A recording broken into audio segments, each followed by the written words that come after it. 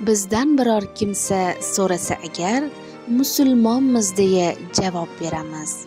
Aslida-chi do'stlar, dunyoga kelib, islomdan bexabar o'tib ketamiz.